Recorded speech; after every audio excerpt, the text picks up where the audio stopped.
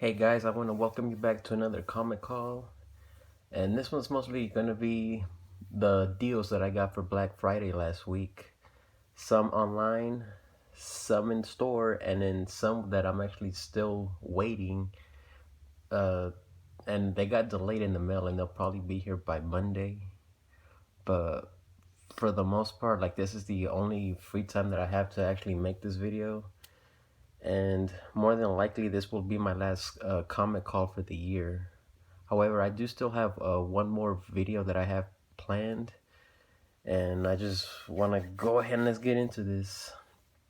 First, I'm going to start off with this book that I found at Half Price Books. Action Comics number 835.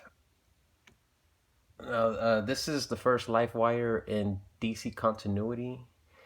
And in a way, I'm kind of glad that I found this at the Half Price Books for $1 because when I went to a local LCS about 2 weeks ago, they had this up on their wall for $15. Like it's like the only minor flaw I can find with it is that little corner nick, but in a way, it's kind of like in the same grade that was on they had up on their wall, and I managed to get it for 99% off. And then when I headed over to the Marvel section, I found the Amazing Spider-Man number 30. I believe this is volume 2, and it's the first appearance of Morlun. This is my second copy, and I'm still glad to be able to find this for $1 because right now this book retails for $30 on eBay, and like I'm not one to shell out that kind of money.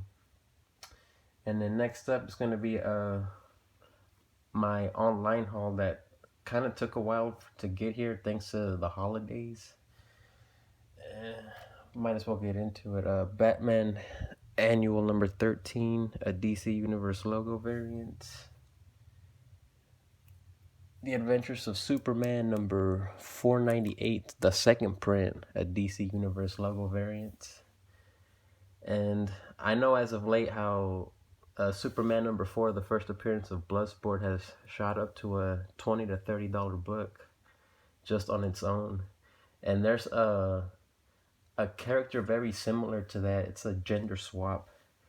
And the book is very common, but when you can find it in this kind of variant, this kind of goes for a couple of $100. Action Comics number 718, the DC Universe logo variant. Now, from what I can understand, like this is one of the harder to find books. Uh, the way that the CBSI website has it listed is that this wasn't really distributed more commonly as in the other DC Universe logo variants. So this one can fetch a pretty penny. Like there's a CGC slab on eBay going for around $200 right now, and I managed to pick this one up online for a Black Friday sale for only $8. And then Batman 521 DC Universe logo, Batman 522 DC Universe logo, Detective Comics number 687, a DC Universe logo, Batman Detective Comics 688 DC Universe logo, Detective Comics 689, a DC Universe logo, Showcase 94 number 8, a DC Universe logo, and DC Showcase 94 number 5, DC Universe logo variant. Now this one is actually pretty hard to find, but I managed to get a good deal on this one. Green Lantern 65 DC Universe logo variant. And Batman 534, a DC Universe logo variant. And apparently, like, the really late 96 Batman DC Universe logos can actually be pretty hard to find. And I'm pretty glad that I got these in a lot sale for a Black Friday deal. Now for this next batch of books, the owner of the LCS actually managed to purchase 40 long boxes worth of comics. So before a Black Friday, they actually had a pre Black Friday sale where they were trying to get rid of some of their inventory so that they can make room for the new books. And like the funny thing is that I was actually waiting on the Black Friday deal and I managed to find some really good books. However, when I came back for the actual Black Friday sale, like people were just they were like snatched up because when I was there, I had hid them in those bins where nobody actually buys because it's always stuff. And then when I went in for the Black Friday sale, like they were just gone, man. Like so, obviously, I regret not buying it the first time I was there. Like I am so beat over that though, but it is what it is, and it's always a learning experience. So they had most of their back issue bins for $2, which for the most part they're usually three if they're not in the bag and board. So I think that it was still kind of a deal of Batman and Robin #1 from the New 52. Thanks to Brian Michael Bendis, this book kind of has seen its spike already and it's back down. Batman: The Return #1, the first appearance of Leviathan. Savage Hawkman #1 from the New 52. Um, like this might be a controversial thing to say, but when it comes to Tom King's Batman, like I was not impressed by his writing skills at all when it came to that. But I always do appreciate and give credit to a writer when a book is actually written well. Batman 21, The Button Part 1. Now, I kind of wish it was the lenticular version, but I still can't argue with this badass cover. Everybody was specking on this next one. Apparently, it was supposed to be related to Punchline, but nothing ever came of it. Batman 644. Flash 170, the first cameo of Cicada. Flash 171, the full first appearance of Cicada. The Spectre 22, the first Alex Ross at DC Comics. And I managed to find this bad boy, which is actually pretty hard to find in the wild. And it goes for $20 online. Deathstroke #16. And some of the more minor keys. Ultimate Fantastic Four #21, the variant cover, the first cameo of the Marvel Zombies. Amazing Spider-Man #573. A cool cover. Like one of the books that I managed to lose out on that I hid away was the second printing of 572. That cover where the Scorpion's already taken over by the symbiote, and they had a like one of those gimmicky prices, like the kind of what you see here where it's $10, but if it has a sticker, it's 25% off. Like I managed to find two of those books, and sadly they got snatched up. However, my comic shop was actually having a Thanksgiving booksathon or something, where if you manage to buy a book of $10 or more, they'll throw in 2 free issues. So basically, for the price of what I would have paid for one of those books, I managed to get a graded slab with 2 free books. And apparently the UPS is delayed, and that's one of the books I'm going to be getting on Monday. Now, I know that this next one kind of hit its peak with the Spider-Man Far From Home, because when the trailer came out, everybody thought that was going to be him in the movie. Spider-Man #212, the first appearance of Hydro Man. Yeah, the sticker price does say $20, and that's pretty much what the book goes for online right now. But it had that gimmicky price, so I only paid $15 for this. Man, I remember when this book was hitting $60 to $100. and I'm glad that I found it now. Now with this next one, like with whatever's going on with the Green Lantern, like online sales right now are crazy with this book. I saw a sale hit $40 and the second one for over $100. And I'm kind of glad that I picked it up before anything got announced. Apparently, John Diggle's going to be coming back in something CW related.